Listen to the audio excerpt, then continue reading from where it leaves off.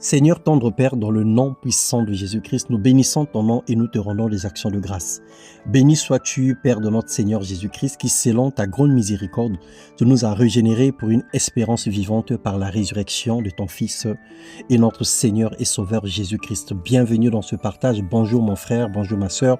Merveilleux vendredi à tous. Nous parlerons ce matin de s'adapter face à l'ennemi.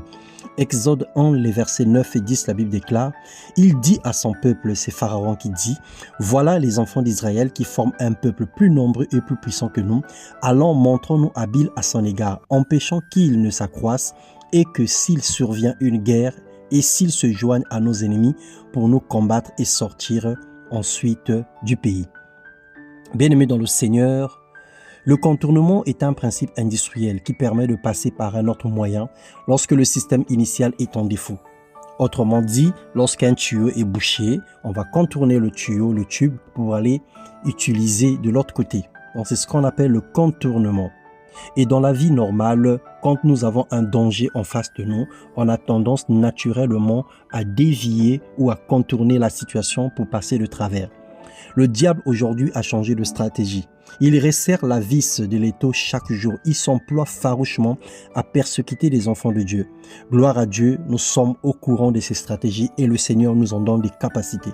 2 Corinthiens 10, le verset 4, il est écrit « Car les armes avec lesquelles nous combattons ne sont pas charnelles, mais elles sont puissantes par la vertu de Dieu pour renverser les forteresses. » Peu importe le type de combat auquel l'ennemi nous soumet, persévérons et résistons-lui avec une foi ferme. Contournons ses projets et ses plans par la prière, équipons-nous des surprotections spirituelles et gardons nos lampes allumées. Adaptons la technique de contre-attaque relativement supérieure à celle du diable. Autant que l'ennemi nous charge de souffrance, autant notre vie de prière doit croître pour anéantir ses œuvres. Plus on augmentait les travaux des enfants d'Israël, plus ils devenaient forts et nombreux. Pharaon fut consterné par cette situation. Puis Psaume 89, 9 et 12, la Bible déclare « Tu domptes l'orgueil de la mer, quand les flots se soulèvent, tu les apaises, tu écrases l'Égypte comme un cadavre, tu dispersas tes ennemis par la puissance de ton bras. Avec Dieu, nous vaincrons, avec Dieu, nous ferons des exploits.